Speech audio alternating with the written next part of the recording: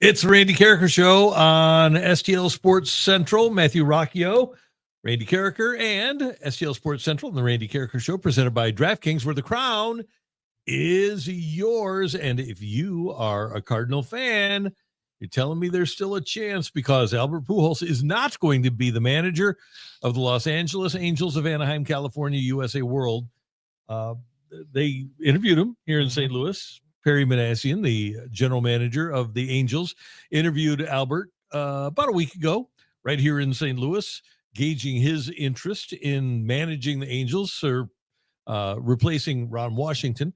Albert was gauging the Angels' interest in him, and apparently they weren't interested enough in him to give him a longer-term deal and a bigger money deal than they were originally going to provide for him. So Albert is still talking to the Orioles. He is talking to the Padres about their managerial job, but he's not going to the Angels, where they were already paying him $1 million a year for a personal services deal. I also wonder, how much of the money discussion was also maybe about the roster. If you're Albert Pujols, how much of that discussion is like, I know how you run things when you're the owner of a team when it comes to the roster. I know how things work around this building when the roster has questions around it, and you're willing to do the quick money, but you have an issue with long-term thought processes coming from your office. And so how is that going to change? And it wouldn't shock me if not just like a personal salary thing, but if also some other factors, long-term discussion that the plan, the vision.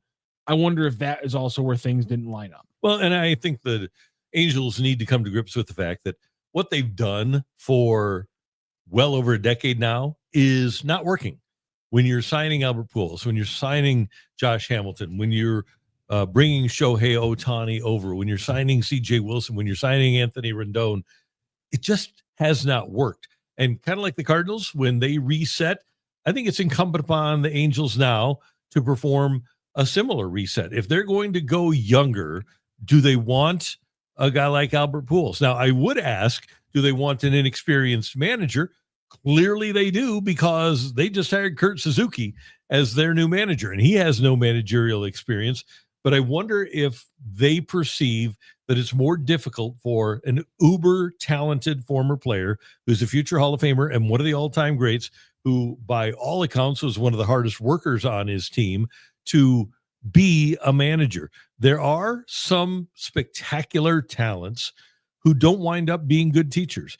Steve Carlton always wanted to do it, but he said, I don't know if I can, and he was never really given the opportunity. I've told the story before. One time, I said this to Bernie a couple of weeks ago. When Joe Torre was in his last year as the Cardinal manager, and he knew he was going to be, he brought in his buddy Bob Gibson as pitching coach. And one day I was down the first baseline. The old ballpark had the bullpen down the first baseline, and I'm standing next to Bob Gibson and a pitcher. And the pitcher asked, and it was a relatively young pitcher, hey, Bob, how did you throw your slider? And Gibson showed him the grip, and then he said, well, and then what? And Gibson said, well, just throw it, because he was such a natural talent. He thought that he could tell somebody, just throw it. Well, that's not the way it works when you're trying to teach people. And I wonder, Matthew, if Albert would be in that sort of a situation where just such a gifted individual, if somebody's saying, well, how do you see that? And he said, well, you just do. Because Brad Thompson told us on several occasions that Albert would say, you don't see the changeup? And no, not everybody can, but you could.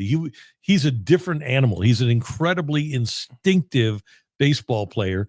Not everybody is. So a lot of players need to be taught. And it's hard if you have those instincts to really teach somebody. And Albert has worked exceptionally hard. I'm not taking away from that. But he's also an incredible natural talent. I was listening to an interview that Ted Williams was doing. It was Bob Costas, Ted Williams, and Tony Gwynn. And Williams was talking about that red dot that you see on a baseball when it's coming in. He said, you see that red dot on a curveball? And Gwynn said, what are you talking about?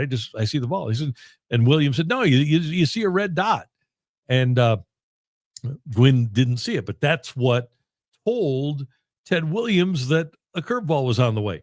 Another example, Ted Williams with Mark McGwire, 1999 All-Star game at Fenway, was saying, hey, do you smell the smoke when you hit a foul ball? It's unbelievable. The things that these guys recognize. And sometimes, as with Ted Williams, who was the manager of the Washington Senators, he just wasn't a good manager because he could not be a great teacher, and actually became frustrated with players that couldn't live up to the standards that he had. I'm killing it right now today. I had to Google it to double check, but I was 100% right. So the what Mark McGwire was talking about is synesthesia. This, and it's a thing where you associate and you associate cross senses, and it usually makes you hyper aware of things. So like a good example of synesthesia is some of the best musicians in the world. They see when they look at a piece of sheet music, they see different notes as different colors.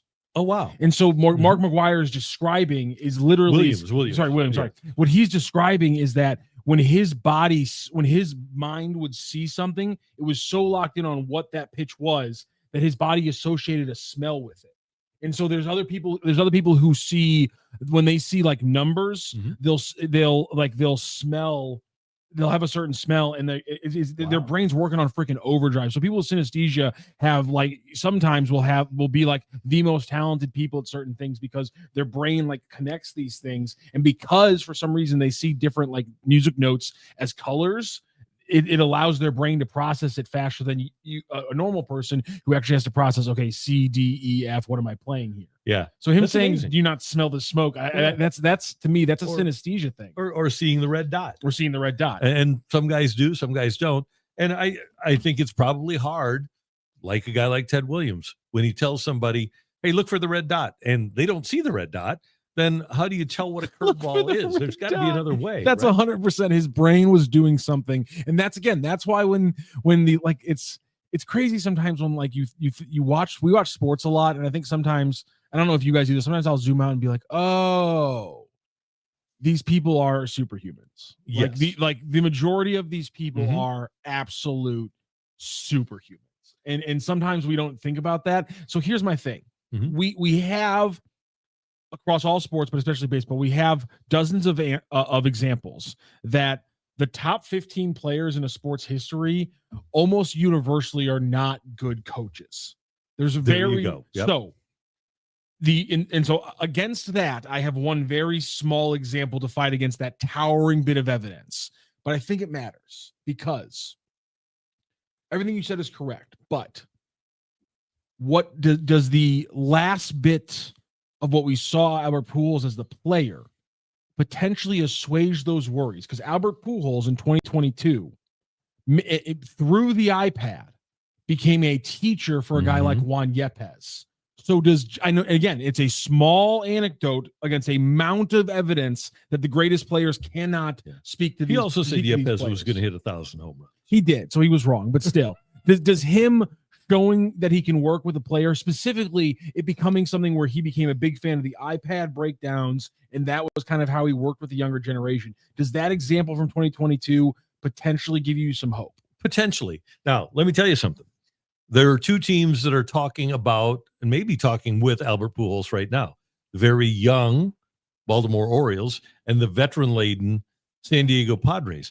I would feel much better about Albert Pujols being able to prepare a veteran team and explain to them how to go about winning than going to a young team like the Orioles and trying to teach them how to play. The Padres guys, I mean, look around. You've got Machado, who he's very tight with, by the way. You've got Bogarts, you've got Cronenworth, you've got Tatis. Even Jackson Merrill, with a couple of years under his belt, has become kind of a veteran guy. They've got a veteran team that I think needs help learning how to get over the hump. Not that Mike Schilt could have never done that, but Mike Schilt isn't there anymore. But if I were the Padres, I would look at a guy like Albert more than a guy that has never won. I think it's the old teaching coach versus championship coach that Doug Armstrong has talked about before. I think they're past the teaching aspect now in San Diego, and now they need that championship guy. That might be the perfect spot for him. Think about Bob Brenly taking over for Buck Showalter in Arizona? What did the Diamondbacks do in Bob Brenly's first year? He'd never managed before. They go to the World Series and win it. That's the kind of thing I'm talking about. Oh, Alex Cora in Boston. They get through a point with, and they had a lot of veteran players on that team, but a lot of youth as well. Alex Cora takes over, really good player, and he prepares them for winning. It wasn't teaching as much anymore as it was winning. And I think that's the kind of manager that Albert Pujols would need to be. And I also think, by the way, that a spot like San Diego, where there isn't tremendous media attention or media pressure, would benefit him as well, where he can ease into the media requirements and everything that goes with it.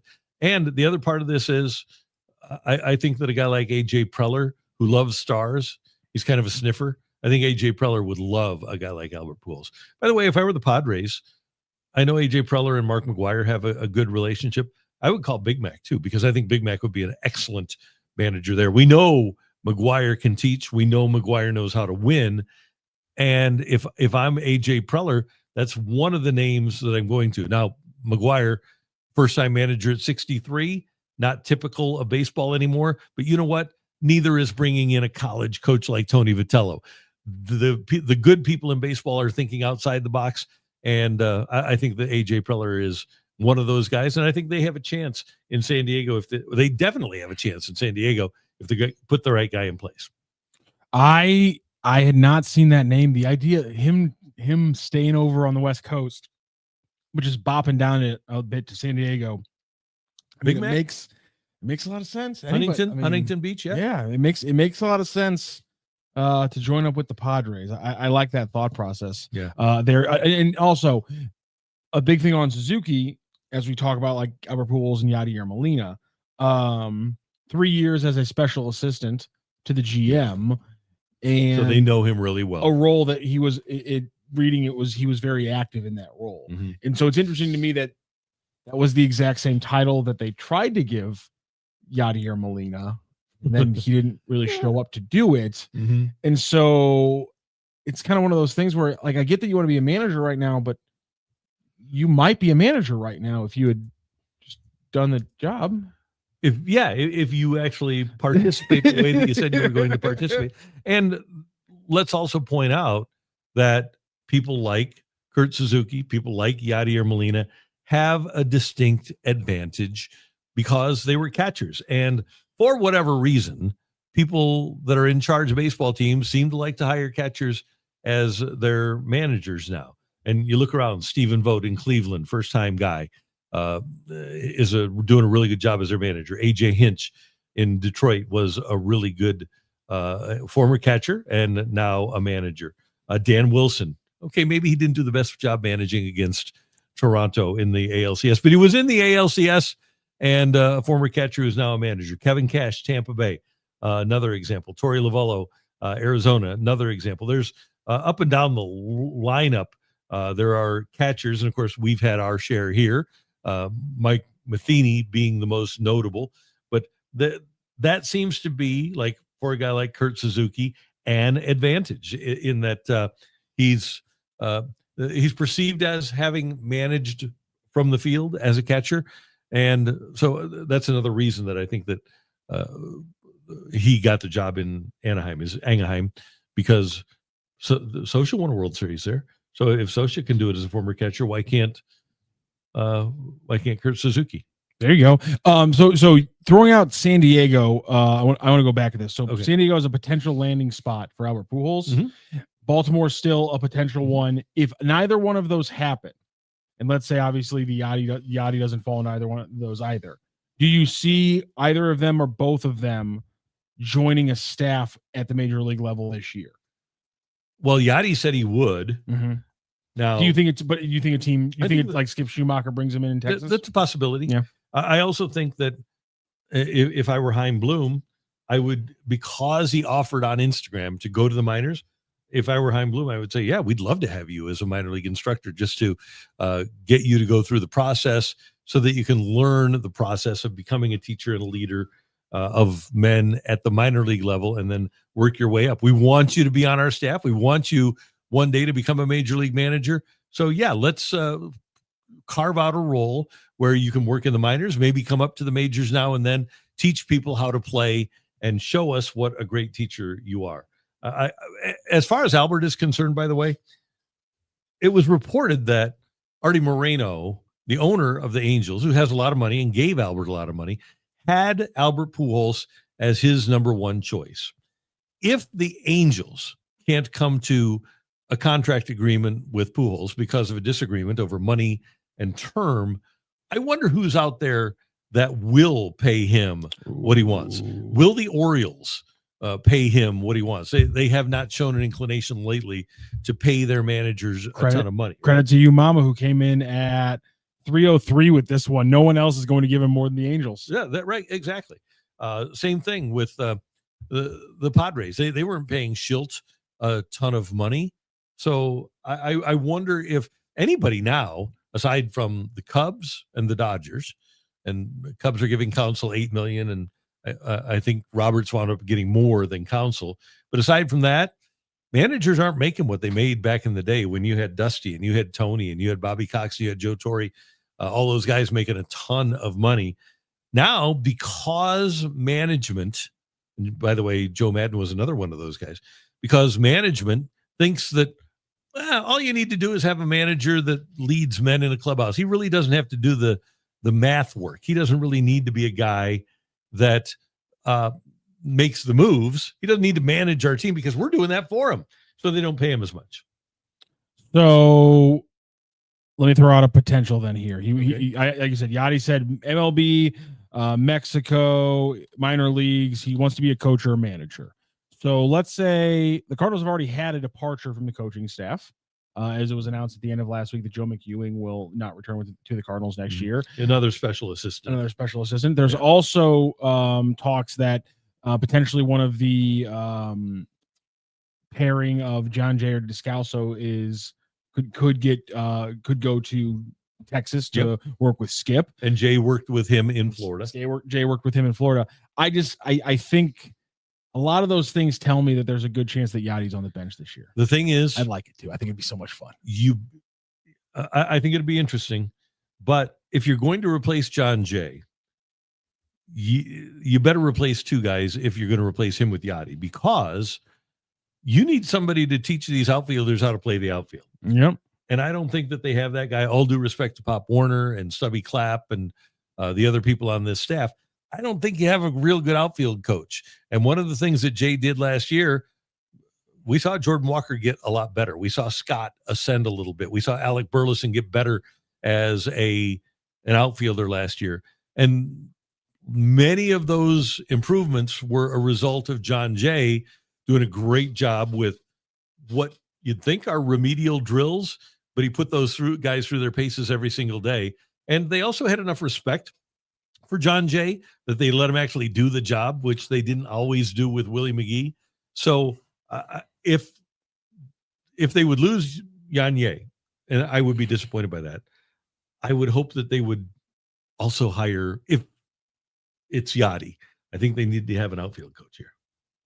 More than just like having like a guy like Willie work with them more often, or would that be something? I don't think Willie has any interest in working with the staff anymore. All right, that's fair. Nick Applebaum, are we sure it's the case of Albert asking for too much salary, or do he ask for more support staff, or stuff like air conditioning in the weight room, which the Angels apparently did not have? Well, they're in LA; they don't need it. I mean, the Rams worked outside forever, right? Their weight room was outdoors, so that's not a big deal. I got the sense in the way that the story was. Sorry, I beat Eric Ledford to it. He said, "If we lose Jay, how about we bring McGee back?" Yeah, I don't think beat you to it. Fired up about that, but yeah, that's. I do wonder. Here's the thing. I know how to get you on the side of the yacht, on the side of the Yadi. Okay. Do you think if Yadi's on if Yadi's one of the bench coaches or just a coach, do you think that's another voice that maybe gets Coleman into the conversation? I don't think so. Damn it. No. Never mind. No. The Cardinals have some really good outfield instructors in their system. Their minor league outfield instructor who roves around is Bernard Gilkey. It'd be great to have him back in uniform at the major league level if they would allow him to be a real coach, and he's doing a great job with the minor league outfielders. Ryan Ludwig is still in the organization as a minor league roving instructor, and he works with hitters primarily, but he was a pretty good outfielder. So there's people that could do the job. Luke Leonard says, Jimbo Edmonds, talk about a guy who I don't know if he could get it across to a center fielder or an outfielder about making plays. No, just get there. No, just get there and then make read the ball better. What are you talking about?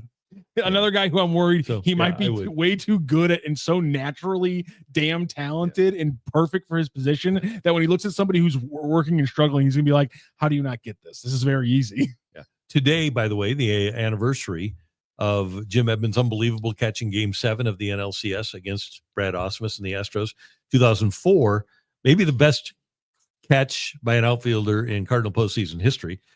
Certainly the most important, because that would have scored a couple of runs and probably led Houston to the pennant rather than the Cardinals. I think that Jimmy defensively is kind of like, not that he has no idea what he's doing out there, but he's kind of like Albert in terms of what Albert brings offensively. Jimmy is an outfielder. He's a ball player. We call him Jimmy Baseball because he's just so instinctive. He's a baseball savant. I think it'd be great to have Jim Edmonds on your bench. I just don't know that the relationship with the organization is one in which the Cardinals would want him to be that guy. And to be honest with you, he's made a lot of money and he's done a lot of things. I don't know. And I think you probably get frustrated by young outfielders too. You mama, Jim Edmonds, just read it off the bat and go get it. Die for it. There you go. Yeah, it's pretty simple. Yeah. Before we move on to the Cardinals side of the news today, as there was a clarification on some injury and some very good new information about. Here's the what the text said that we got on Friday. Oh, okay. Brendan Donovan, sports hernia repair on 10/7/25. I didn't even know he had I didn't know it was a sports hernia repair or a sports hernia that he was dealing with. Ivan Herrera, right elbow scope to remove bone spring. We had heard about that at the end of the season. And then this is the one you want to touch on. Lars Nootbaar, surgery on both heels to shave down Hageland's deformities on 10/7/25. I don't know what a Hageland deformity is, but I would assume that it's a deformity of the heels. That's probably something that is you're probably born with a Hageland deformity. So they had to shave those babies down. I don't know how long that puts you out of commission for. Yeah, so Jeff Jones of the Belleville News Democrat did a good breakdown of like the two big Hageland's deformities that we've seen in the past. Mm-hmm. And both times are very extreme situations that you can't do one-on-one comparisons, because the two times it happened was Yoenis Cespedes, who then had an incident when he was trying to recover. When he fell off the horse? He had was that because of the boar? Oh, yeah. It was the boar incident is what yeah, exactly. And that's not going to happen to Lars. Don't worry about that. And then John Wall got a recovery from that, and then he slipped at home, and that's how he tore his Achilles, because the Hageland's deformities, which are bone growths in your heel, they can lead to problems with your Achilles. And so the issue that, but it probably starts thinking, I need to get new shoes. These are uncomfortable shoes. You think it starts that way? Yeah, probably. These are bad shoes, man. And so the issue there though is that even I think he said with there's been 8 to 10 month diagnostic time frames given for Hageland's deformity before. And so when you put that into play, now we're talking about a guy who obviously isn't going to have an off season, whose first chunk of the season's going to be taken away, and now the entire plan of, well, now you can trade one of your left-handed hitters, and that can be one of the first easy moves that we all could have predicted. That kind of gets thrown out the window, because who's going to trade for Lars Nootbaar in an offseason when he's not going to play for 5 months? And let's be conservative. 8 months. If it's 8 months, so October, November, December, January, February, March, April, May. Yeah. So you're not seeing him until June, exactly, earliest, right? And maybe July, maybe not until September. So yeah, you don't trade him. I wonder now if they would not tender him. Oh, that's interesting.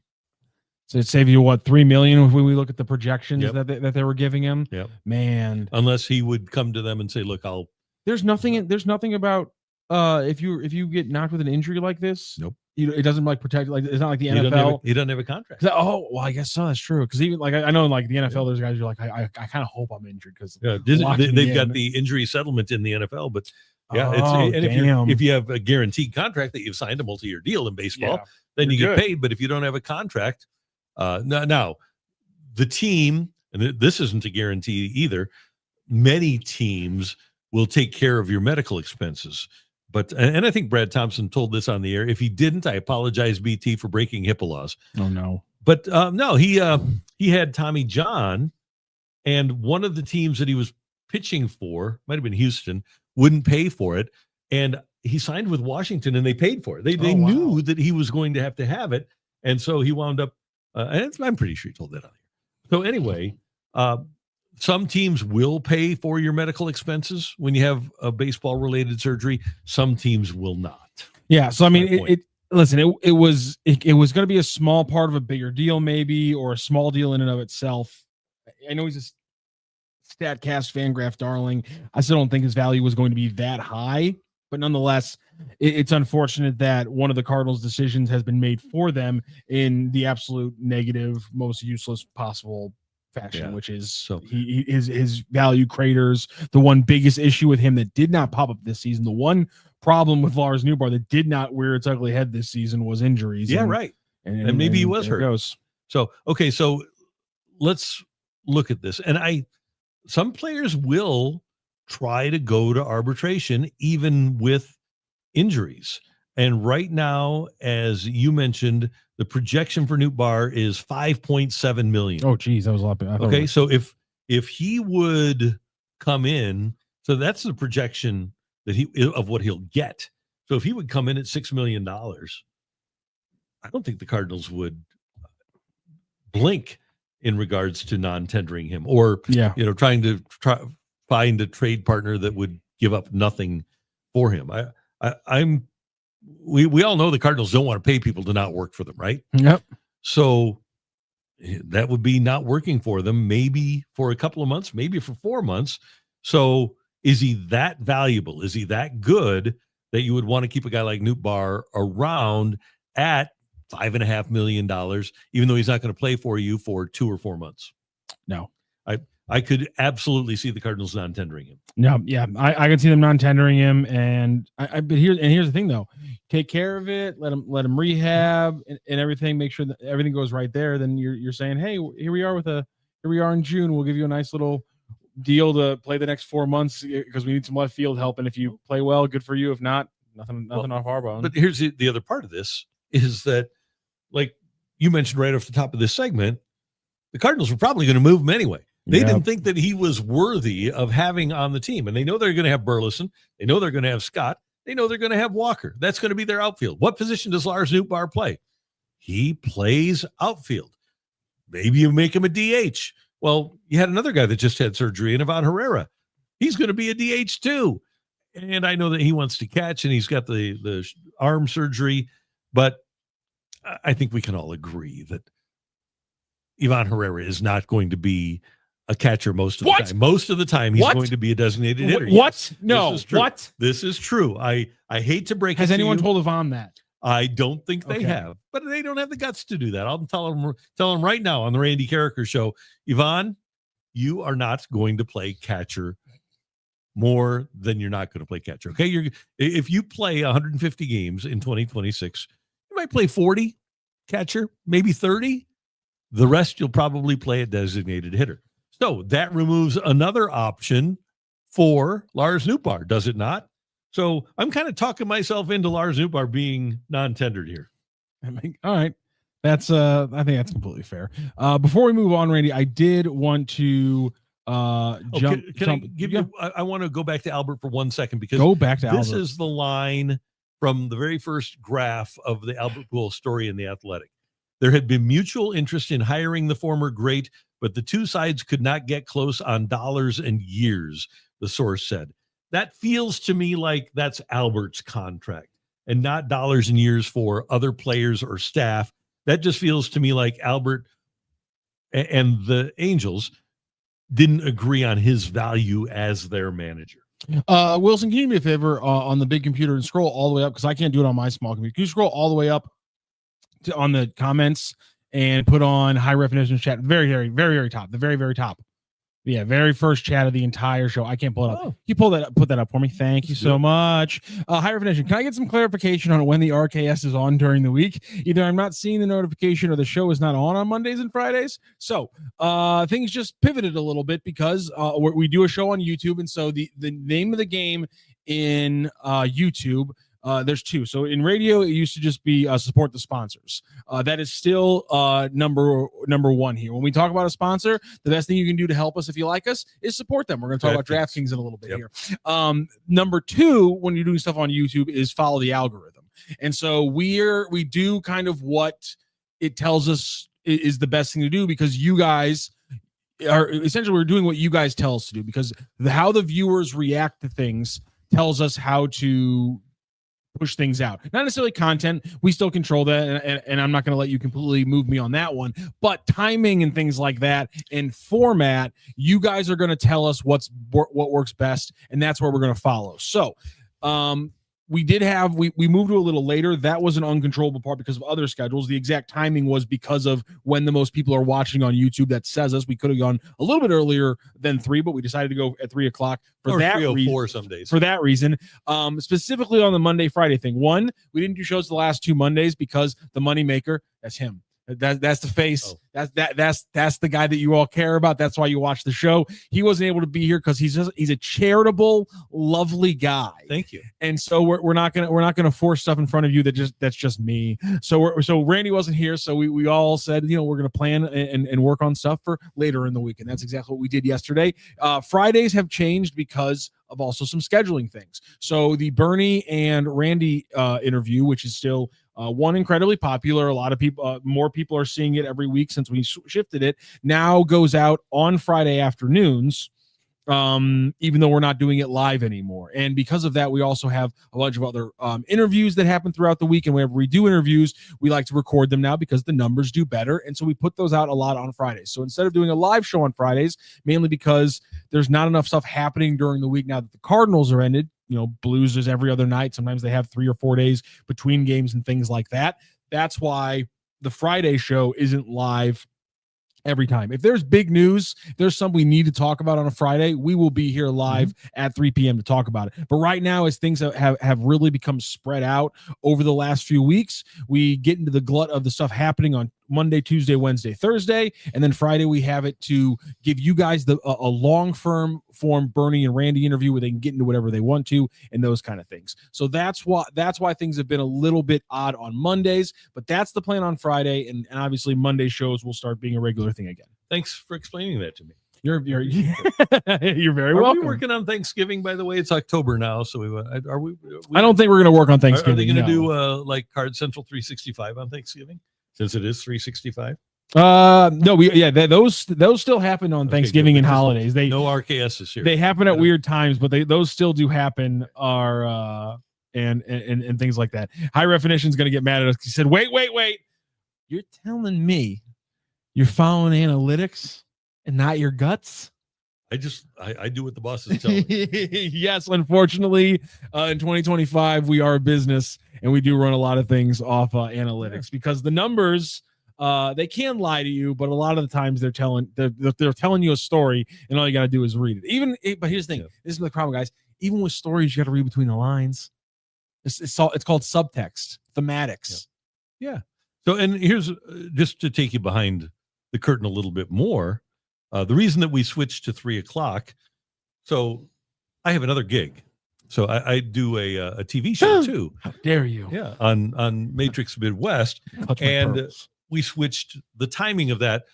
And if I could have done it earlier, I would have, because I was waking up at 4 a.m, which is stupid. All due respect to all of you that do wake up at 4 a.m. and think it's great. I don't know who you are, and I'm sorry for you. But fair. So that show is running later. This show used to run at 10 a.m, and I'm thinking, okay, how can we improve both shows? So we moved that show to 10 p.m. where there are more potential viewers on Matrix Midwest. And then I was Googling when do most people watch YouTube? And lo and behold, it was 3 p.m. So that's why we switched it. And then as Matthew mentioned, as things evolve here on the interwebs, we are absolutely following the algorithm and finding out how to bring our content to more of you in the best way possible. So that's the way things are working. But yeah, Monday through Thursday, we're here at 3:00. And then the cool thing is if you're on social media and there's something particularly compelling, you're going to find it because it'll come to you on your social media, and then you can just click and watch the whole darn thing. And you mama says, I like the 3 p.m. slot. It lets me finish out my day. And that's what a lot of fun is. And again, the Friday stuff, putting stuff in the can, recording things, having things on a different schedule on Friday, it allows us to do some fun stuff. We had our first edition of our new segment where we Randy dives into the comments you guys leave on our videos. And it's not just you guys during the live, during the videos, the comment section of YouTube are always very interesting. And if you want to leave mean tweets, you can do that. Yeah. And so mean tweets, comments on the videos after the fact and things like that. We're going to clip all that stuff off every week. On Friday, we'll have a video where Randy dives into 3 to 6, depending on the length and how we react to them. So we can do that kind of fun stuff. We're going to be doing a lot more stuff here on STL Sports Central that looks like what the things we were doing in the first couple months. We're going to start doing some game streams and things like that. I just brought in my PS5 for the company to use and things like that. We got a lot of things coming up. It's going to be fun. By the way, one other note here. When we went from 10 to 11 and then we switched to 3:00, there is absolutely a reason that we did that specific thing where we were either getting off at 11 or starting at 3. And that is that we don't want to compete with BK and Ferrario. We want to listen to that show. So that's our thing. Samuel House said, I really wanted to talk SEC football yesterday. Don't worry, we're going to talk some SEC football today coming on the show, but we got a little blues here coming up because I wanted to make High Definition happy. All right, and we want you to know that you need to get ready for the advent of DraftKings in Missouri on December 1st. Your wait is almost over, and America's top-rated sportsbook app, DraftKings, is coming soon to the Show Me State, and you can sign up today. New Missouri customers can get $300 in bonus bets when we launch on December 1st. Download now and place a $5 bet when DraftKings goes live in Missouri. And DraftKings Sportsbook will bring you everything you need to elevate your game day, including live in-game betting, lightning fast payouts, and endless ways to get in on the action, all right from your phone. And when DraftKings officially does go live in Missouri, you'll be betting with the Sportsbook app trusted by millions. Safe, secure, and fast money withdrawals. Download the DraftKings Sportsbook app now and use the code STL Sports right there on your screen, STL Sports, to grab $300 in bonus bets with just a $5 bet when they go live on December 1st. That's the code again, STL Sports, in partnership with DraftKings Sportsbook. Gambling problem? Call 1-800-GAMBLER. 21 plus, physically present in Missouri. Bonus bets expire 7 days after issuance. Excludes customers who redeem pre-launch sign-up offer. Terms of DraftKings.com/promos. Oh, nicely done. Thank you. Appreciate it. Okay, the Blues taking on John Kelly. I got a little surprise for our boy High Definition here. Hold on a second. Bam, there you go, High Definition. We're talking Blues with a hockey background. There you go. Finally. There we go. We want to mention welcome back to town, John Kelly. One of our all-time favorites, and he is now the voice of the Kings, doing great work for them. And so I'm glad he's back. By the way, Curbs and Joey do a great job. We were with Curbs and Joey for years, ever since the Blues moved over to 101 ESPN. And Curbs is a fantastic play-by-play guy. Joey is a fantastic analyst. And they're doing I see the hammer job that you guys are doing on social media. They're doing the best they can under the circumstances. I can't imagine how difficult it is to do a simulcast. So just give those guys a chance. You know, they're doing everything they can, and they're doing, I think, a really good job. It's unfortunate that they're in the position that they've been put in the position that they are. Would we all, as consumers, rather have a separate TV broadcast with JK and Jamie or Panger, and then a separate radio broadcast? Yes, we would, but that's not the reality of the situation. All right, the Blues got the home win on Saturday. That was good. They won a home game. That was good. And tonight, the Blues will have Matthew Kessel in the lineup. He'll be on the right side of that third pairing. So Logan Mailloux will sit another one out. I wouldn't be surprised if he sits a few out. And I guess, Matthew, that the Blues have determined that, clearly they've determined that Mayu isn't ready. But I wonder why, if you don't think he's ready, you don't get better if you aren't playing. So why not have that guy play at Springfield? If I were in that situation, and I know they don't want to be embarrassed because they got a big, talented guy that they think will eventually be able to play, but I just don't know how any athlete gets better by not playing. Yeah, that's the weird thing to me. I think, there was always that thought process in football. And I think for a couple of years, people came to the definitive conclusion. It's like, listen, yeah, I'm throwing my quarterback to the wolves a little bit. And for some reason, our video is frozen, but they're still hearing us, Randy. No, don't. Yeah, well, you can't even see it. So never mind. So people came to this conclusion, like, I'll throw my quarterbacks to the fire because I'm not going to learn anything about him sitting him. And like, I think overwhelmingly that's a true statement. I think there are, as always, exceptions that prove the rule. I think that might be what we're looking at here. I get why they're keeping him up. Maybe it's a short-term thing, just kind of stabilize things. But if you keep winning and Matthew Kessel keeps playing 10 minutes and he's +1, how do you put him back in the line? And it wasn't too long ago that the Blues thought that Matthew Kessel was going to be a legitimate everyday right-hand defenseman. It's not like he has no skills. And I know Chris Pronger is preaching patience. I know Jim Montgomery is preaching patience, and I'm going to be patient as well.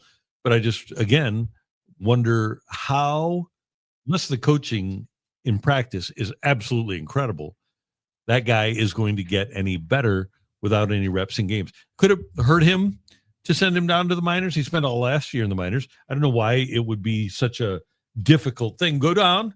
It is the minor leagues, and let him play 25 minutes a game. Let him get his reps down there and let him make his mistakes and get better at Springfield rather than in St. Louis. But all right. And we'll see when he comes back. Maybe he'll come back on the road.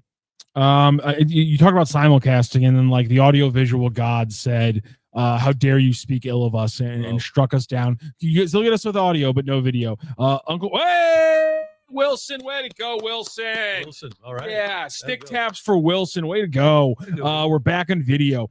Cole Bassett's left foot wearing his Illinois football secretly a sociology experiment on how long fans will tolerate heartbreak. What a very random chat from Cole Bassett's left foot. I'm going to start this one and save it for later on in the show. I want to get back around to that one. How are Illini fans hanging in there? I think they're doing okay. I think they also kind of control their destiny. We'll talk about a team that really does coming up here in a few minutes. But we're going to talk about the Blues goaltending situation. I think the video froze when you put the Blues background up. Yeah, for some reason, the chat did not like us talking about either the Blues broadcast or just the Blues for some reason. Okay. We got some good chats here. High definition. Nice job, Wilson. Wilson did a great job. We didn't get rid until we got rid of Pronger. Don't listen to that guy. Deadly St. Louis with just continuing his streak of Hall of Fame chats here on the show. Let's dive into this. There was a piece from JR today in The Athletic. It was very well done, and it was talking about how Binnington has really been able to refocus his mind because he's a father now, and how fatherhood has really changed how he sees things. And that's not a surprising story, but there was a little bit of a nugget in there that jumped out to me, and that was talking about the ability of Jordan Binnington and how he can play this year and keeping him healthy. And one thing that Jim Montgomery pointed out is that all these goalies that we think of who used to play the overwhelming majority of seasons, but also would play season after season after season of overwhelming majority of the games, were all guys who played in the East Coast. You pointed out Dominic Hasek. You had Marc-Andre Fleury, Tuukka Rask, Vasilevsky. All these guys are on the East Coast, which doesn't change time zones as much across their season travel schedule, whereas the West Coast teams do. And so pointing out how we have a West Coast goalie who's about to be the Blues the most played goalie in Blues history. He's only 7 behind his agent, Mike Liut, for the all-time start number for goaltenders. So they were talking about the need to keep him healthy and how, as it builds up, it's going to have to get even more stark. And then you also look at the fact that he's going to play over the break because he's probably going to be the starting goaltender for Team Canada. And all these things basically amount to, one, I think we're going to have to see more HOFER than previous years, but also just how much that means that if HOFER stumbles at any point, it puts Binnington, it puts the Blues, hell, it could put Canada kind of, they're asking, they're asking the jackpot, if you will. And I think that for that reason, the Blues have to find spots for HOFER. And let's just give you a couple of examples of what we're talking about here in terms of why. Number one, as Matthew mentioned, Binnington playing in the Olympics. Okay, the NHL is going to shut down from February 5th to February 25th, 20 days. In the weeks leading up to the Olympics, the Blues have a 4-game week. They're at Edmonton, at Winnipeg, at Dallas, home against LA.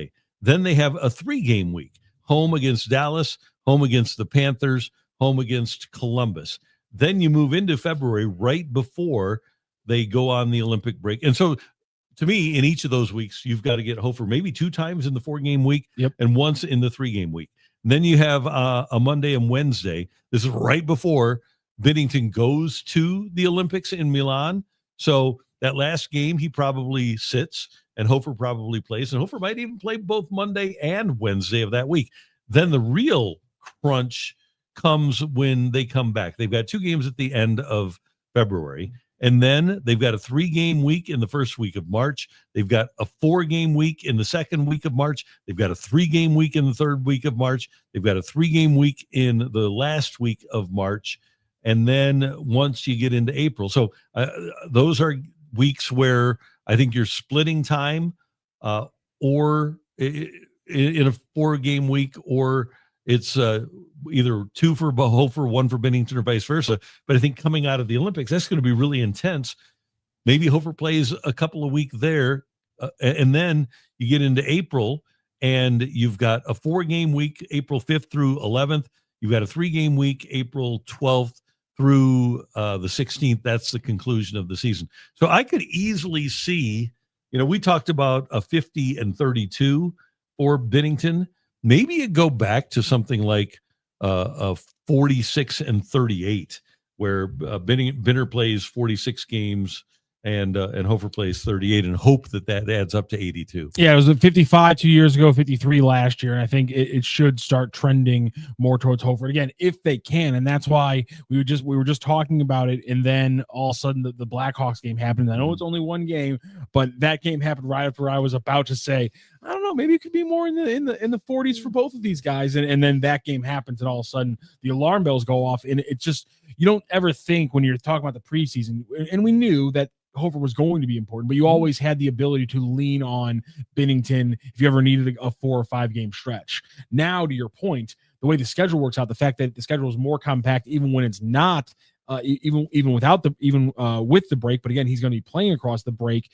I don't know if they're going to be able to afford more than 1 or 2 stretches where they have to lean on him and give him, like you said, all 4 of those starts within a week's time, and that can really weigh on him, especially late in the season. Yeah, I am not 1 iota worried about HOFER. Yeah, I think he's going to be fine. And when you look at the sample size rather than just what he's done so far this season, and it has not been pretty so far this season. He has an .833 save percentage, and he's allowed 7 goals on 40 shots. But here's the thing about HOFER. In his career, he's got a .921 save percentage. So look at, it's amazing that he's played in 5 years. He only played 2 games in 22, 6 games in 23, but then 30, 31, and 2 so far this year. But in his career, he's got a 2.77 goals against and a .905 save percentage. That's fine. You can live with that. So I'm going to look at the bigger sample size with HOFER and remain convinced that he's good until he proves to me that he's not good enough to be the guy. But to the point with the Olympics and with the schedule and the compression of games within weeks, I think you have to play HOFER a lot more. And I kind of like my number there I think I said 46. 46 Mhm. for Binner. And then what, 38? Yeah. No, 46, 56. No, 36. 36. 46 to 36. There Yeah. you go. So I'm fine with that. Or even 45 to 37, something like that. I'm good with that.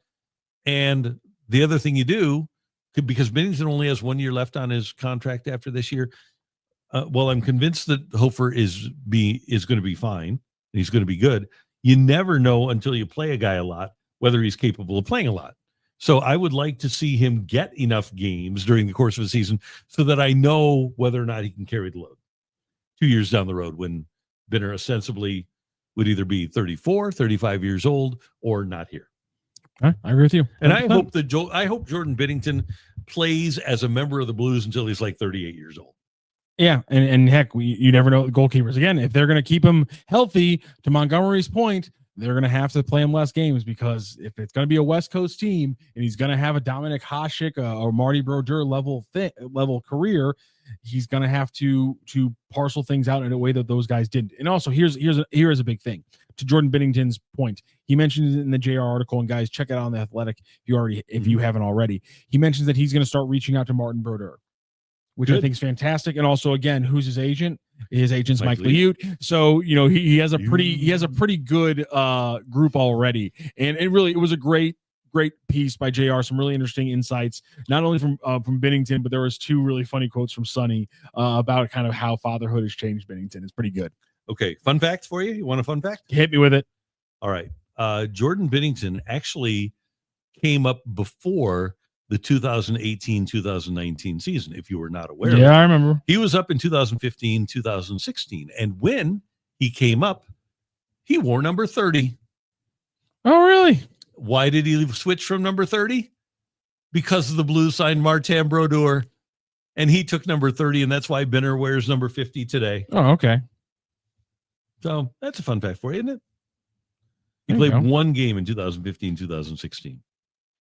Yeah.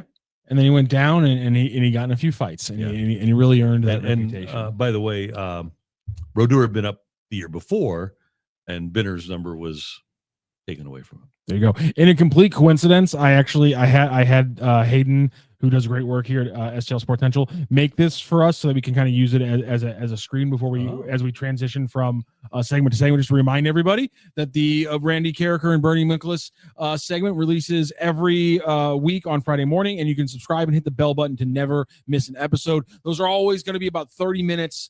And depending on what the biggest things happen at the time, Blues, Mizzou, Cardinals, you're going to get 30 minutes every time, every week. 30 minutes. Never. It's never, and you never will. We've set a timer for 32 minutes, actually, just to guarantee that you guys get a half hour of some of the best sports talk on YouTube from St. Louis. No doubt about that. Breaking down all the news as we go. Speaking of sometimes talking about a little bit of college football, pretty big game this weekend, and I got your thoughts on it. Okay, Randy. I want to start with this. There's a lot of people, and I was playing in the On the Run golf tournament yesterday, the Wallace Company's golf tournament out at Norwood Hills, and it was great. Thanks to my buddy Corey Perkins for getting me out there. But we talked a lot about college football out there, and people were not impressed with the way Mizzou won the game because they didn't dominate and it wasn't pretty. But man, they went to Auburn and won at night, and it is. I can't stress this enough. And our buddy Steve Savard, we were talking about this. It's hard to win a football game. Doesn't matter what level. It's hard to win a football game. Hard to come back. Hard to play at night at Auburn, and all of those things were working against the University of Missouri, and they were able to come back and win the game. Okay, so that's at the end of the day what it's all about. They won the game. And Auburn, well, not great. It's kind of pesky. And so I think it was a good win. But here's what I came away from in watching Vanderbilt knock off LSU. LSU is a very good team. Vanderbilt is a very good team. I think there are some vulnerabilities in the Vanderbilt team defensively. You have to stop and you have to slow down Diego Pavia. He's great. And he's got a great tight end. They've got a really good running game. They've got a really good offensive line. They're exceptionally well coached at Vanderbilt by Clark Lee. But are they invincible? No, they're still Vanderbilt. And so I would not be surprised if Mizzou would go into Vandy and win another close game. By the way, Mizzou fans that go to Vanderbilt, be loud on Saturday against the Commodores. Okay, so all of a sudden now you're 7-1 through 8 games. Then Mizzou has a bye week, and then they play a Texas A&M team that is undefeated and ranked 3rd in the country. Texas A&M is really good. However, Texas A&M is also extremely vulnerable defensively. They beat Arkansas 45-42, got by Florida 34-17, scored late there. They allowed 40 points at Notre Dame. They allowed 24 points to UTSA. They allowed 22 to Utah State. I do think that Missouri is capable of beating the aforementioned Texas A&M Aggies. And we should note, by the way, that before Mizzou plays A&M, Mizzou is on a bye. A&M is going to be playing LSU. Okay, so I'll say it right now. The way you talk about the Texas A&M defense, are you more worried, as it stands right now, are you more worried about number 10 Vanderbilt than you are about number 4 Texas A&M for the Missouri Tigers? I am. And it's close, but the X factor is Pavia, because he just makes plays against really good teams. Marcel Reed is a really good quarterback. He's thrown for 1,700 yards this year, 15 touchdowns, 4 picks. He's really good. Arkansas offense is good, and of course they have an unfortunately talented scumbag drawing up their offense. Bobby Petrino? Yes. Yeah, but who I would describe as unfortunately talented. He's got one of the all-time great sports photos. So, and is that sports photo accentuating him being a good person? Well, a tough person. I mean, he's wearing the neck brace, right? So, okay. So anyway, I do think I would not pick these games, but I also will not be surprised if Mizzou wins. So if they could get Vanderbilt, okay, then you get a bye, and then you get A&M. Then you're home against Mississippi State. That should be a win. I think the worst matchup Mizzou has left on their schedule is Oklahoma, at Oklahoma, in the second to last game before they go to Arkansas. But again, I would not be surprised. Oklahoma hasn't been not many teams in college football have been overly impressive this year. Yeah, but money materials, his hand will be all good by then, won't it? Yeah, it will. So you got to hurt it again. You got to step on it. No, Randy. No, that's Booger McFarland said that. You got to step on his hand. So Booger McFarland played for the 2002 Buccaneers. He does no wrong in my mind. Okay, there you go. I'm just saying. Okay, good. So here's my thing. I just think that, I know factually Mizzou controls their own destiny. If they win the rest of their games, they're going to be in the college football playoff, right? Their only loss will be to Alabama, and they will have beaten 3 ranked teams ahead of them down the stretch in their last 5 games of the season. So factually, we can say without equivocation, if Missouri wins their last 5 games, controls their own destiny that way, they will be in the college football playoff. Here's my thing, though. I think that the most dangerous game on their schedule is the game at Oklahoma. I don't think it's at Vanderbilt this week. They could lose that. I don't think it's at home against number 3 undefeated Texas A&M. I think the toughest game for Mizzou is going to be against the great defense of Oklahoma. That's going to be tricky. It's going to be a really good all around team. Okay, here's something. If Mizzou runs the table and is in the college football playoff, that means that Eli Drinkwitz now has 2 wins over top 10 teams, maybe a third if Oklahoma would also jump. Sure. I haven't looked at their schedule. Maybe that's not possible, but let's say they do. So all of a sudden he now has 3 wins against top 10 teams, and he does that within a 5-week span. Mizzou goes to the college football playoff. Balancing the fact that Mizzou now has the most motion and momentum the program has ever had. Balancing the fact that he has 3 wins over top 10 teams in 5 weeks, and then he takes Mizzou to the college football playoff. Where do you stand in this hypothetical, Drinkwitz's future? Well, here's the question that I would ask. Number 1, he right now is making $9 million a year. The top paid coach Kirby Smart is making about a little over 12. So is somebody prepared to make him, because I think right now the standard setter for Drink in a scenario as you describe would be what Indiana just gave Curt Cignetti, which is about 11.6. No, I saw the contract. They're giving him $500,000 a year. He just has a lot of bonuses. Okay. So that's what you do if you're Mizzou. You give Drinkwitz bonuses, but you give him the same contract that Curt Cignetti got. I don't think that is outrageous for Mizzou. Okay. So but from the drink perspective, though. But okay, from the drink from his perspective, okay. He has a team with the most momentum they've ever had in their he's got a new stadium. He's got a quarterback that conceivably is going to be there for another year and just was part of a very successful team.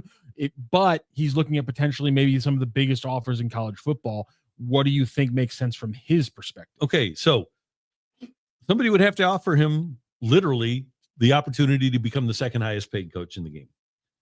And at that point, with where he is, he's at 11-1 and headed to the college football playoff. What would make in that scenario, if Missouri is 11-1 and in the college football playoff, what would make the Penn State job any better? What would make the Florida job any better? What would make the UCLA job any better? What would make any of these jobs outside of maybe Texas, maybe LSU that would be open? They could be; those both could be open. They could be. Oh crap! But Texas could. They could pay double what the highest paid coach is making, and they could bring him there. And Texas has, for the first time, with all due respect, more resources for anything that Mizzou could do. Texas has more resources, better history, and just more opportunity to win. LSU, you're Eli Drinkwitz, and you say, well, hell, Ed Orgeron won a championship there. Les Miles took him to a championship. Obviously, Saban is different. And it is LSU's one of the all-time great blue blood programs. But if they get rid of Brian Kelly, that's $50 million that they're spending to have Brian Kelly go out the door. And you'd have to pay Drinkwitz, like we said, $12 million a year. Because I'm pretty sure Mizzou would go up $2 million. The report is $9 million. He's making $9.5 million this year. I'm pretty sure Mizzou would go up $2 million and get him to $11.5 million. So I look at it from both sides. Mizzou pay an extra $2 million. You've got him the great facilities. You've got him everything he wants. You've got him the power politically within the state. And if you're Drinkwitz, you say, okay, Brian Kelly got fired after going 11-2 or 10-3. Nobody has lasted at Florida longer than 4 years since Urban Meyer left. I've been at Mizzou for 6 already. 20, 21, 22, 23, 24, 25. Why do I want to go there and know that there's a really good chance that I could get fired after 4 when I can stay here at Missouri and I have a great chance to win and I'm pretty secure? So I don't know that Drink thinks that way. That's the way I'm thinking, though. One of the things about Blue Bloods, they're impatient and their boosters are really impatient, and you are at the mercy of a booster, whereas at Mizzou, you kind of got the boosters in your pocket. I think Mizzou, he has turned it into a great job for him. One other thing, by the way, about Eli, and I don't know about the other areas surrounding other universities, but there is a rule in college football or basketball that if your house is within 1 mile of the campus of the university, you can have players and their parents over whenever you want. You can have them over for dinner. You can have recruits over. You can have parties for them. If you live 1.1 miles away from the campus, you can't do that. Well, he's got that house within 1 mile of the campus at Mizzou, and he's got that rule working in his favor too. Not that he can't do it in other places. I think somewhere a coach actually had his house built. It might have been Saban. That's what I'd do. Yeah, within a mile of the campus so that he could do that. But there's a lot of little things that Eli Drinkwitz already has going for him at Missouri that I don't think are necessarily in place at other schools.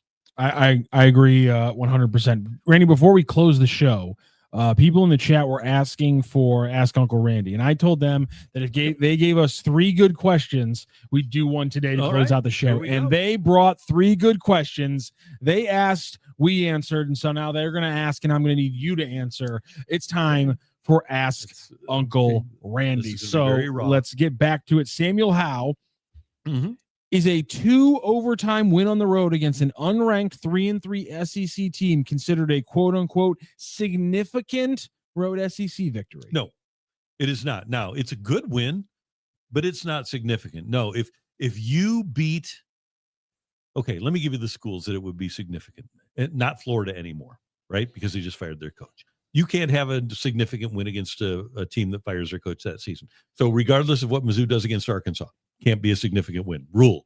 I just made it. Uncle Randy put that one in place.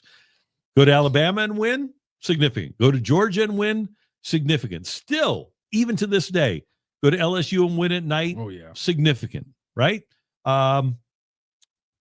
Obviously, A&M this year, that would be significant. I'd argue the win in the Swamp was significant. Oh, yeah. But they weren't ranked, but it was a big win. Yeah. But I would say that Arkansas can't be. Here's one for you, though. You go to Vanderbilt and you win, and I know it's a 2:30 game on Saturday. If you win at Vanderbilt in double overtime, that is a significant victory. Vanderbilt is not only good, they're legitimately good. They're a power. So that would be big. But no, I don't think that the Auburn win, well, there's no such thing as a bad win. It's a good win, but it's not a significant win. It's not a statement win. All right. Question number 2. This is from Cole Bassett's left foot. Who has more pressure, SEC coaches or Big Ten coaches? Well, it seems like SEC coaches get fired more often than Big Ten coaches. A guy like PJ Fleck. So they're middle of the pack, right? In the Big Ten, right? They have 18 teams. They're probably 9th or 10th there. If PJ Fleck is at a similar institution, an institution that has done some winning before but has not been a national champion, I think there's a better chance of PJ Fleck getting fired doing the exact same thing in the SEC than in the Big Ten. Theoretically, you should never get fired at Northwestern, and guys don't. They get in trouble and get fired, but they don't get fired for losing. At Vanderbilt, Derek Mason got fired for losing. And then you look at the top end. It's pretty much the same. Let's leave Michigan and Ohio State out of it because they're their own entity. But Penn State, hey, that guy was in the semifinals. That guy was 4 quarters away from going to the championship last year, and he gets whacked. That same thing would happen at an LSU. They get impatient with Brian Kelly, and he goes to within 4 quarters of the championship and then loses when he's a 20-point favorite 2 weeks in a row. LSU is going to fire him. So I think at the top end, it's similar, but I think in the middle and bottom ends, it's more pressure in the SEC. And by the way, I should note, things have changed because there were a lot of stupid schools in the SEC. Okay, let me name 2 of them. Arkansas and A&M, that thought that their coaches, because they paid them a lot of money, were going to be able to beat Nick Saban. Obviously, that doesn't apply anymore. But that's pressure. When you have a job and you're getting paid a lot of money to do something that's virtually impossible. And so as the residue of Nick Saban continues to reside in the SEC, I think he has put a lot of pressure on coaches. And by the way, one of those is Kalen DeBoer, who's doing a great job. This one we got from High Definition, who was asking, and man, he came to play with a good one here. Uncle Randy, if Propel made a Dr. Pepper flavor, would that be all that you would drink? That seems like that's the most definitive yes I've ever not heard. Okay, so here's the thing. Love my Dr. Pepper people. Good people. Propel, by the way, a product of PepsiCo. Oh. Just like Taco Bell. Think about if you could get Dr. Pepper flavored Propel at Taco Bell. Oh, doctor. No, here's the thing. High Definition, right? Propel doesn't have caffeine. I need caffeine. And Diet Dr. Pepper, while not having a ton of caffeine, is my source of caffeine. I don't drink coffee. I don't drink Coke or Pepsi products that are sodas. I do drink Propel, but it doesn't have caffeine. My source of caffeine is Diet Dr. Pepper. I need it. And so even if they made Propel that was Dr. Pepper or Diet Dr. Pepper flavored, it wouldn't be all I would drink. I would still go get the real thing because of the fact that it has caffeine in it. There it is. That is a truncated version of Ask Uncle Randy. We'll start bringing that back. You guys want to Ask Uncle Randy? We'll get Ask Uncle Randy's. This time of year with the leaves falling and the colors of fall, and It's we're having cuffing season. Season. It's cuffing season.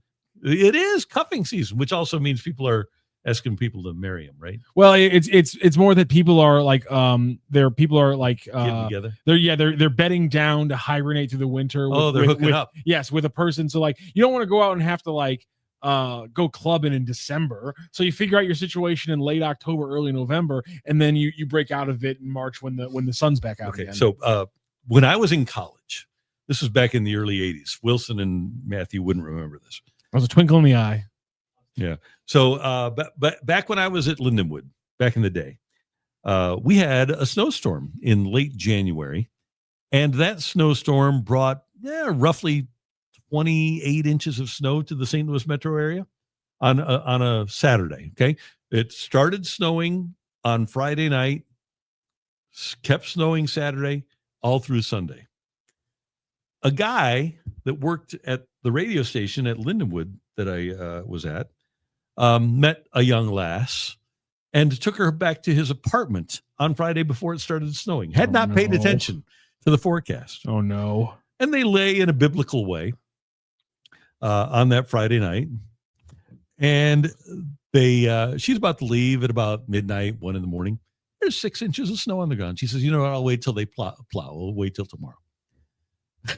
So they go back to bed, and 19, 20, 21 years old, they lay in a biblical way again. And so they get up in the morning, like 18 inches of snow on the ground. She says, well, I'll just wait until later. Like noon, there's 22 inches of snow. That's insane. 5 at night, there's like 30 inches of snow on the ground.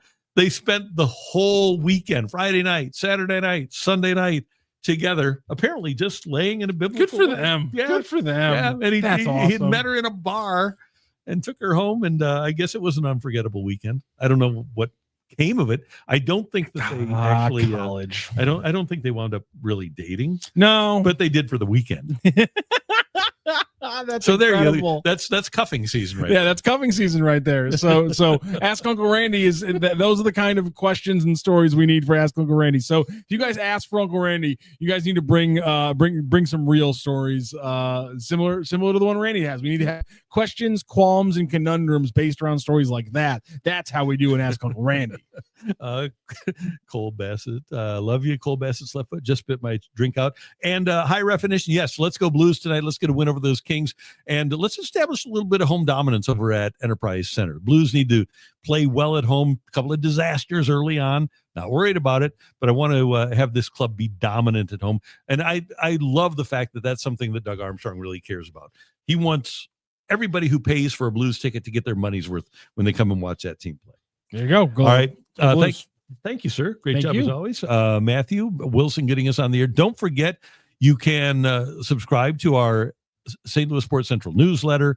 We want you to like this video so that you can get notifications. Follow us on all the socials at STL Sports Central, and have yourself a terrific Tuesday, and we'll see you next time. Thanks for joining us on the Randy Karraker Show, presented by DraftKings, where the crown is yours.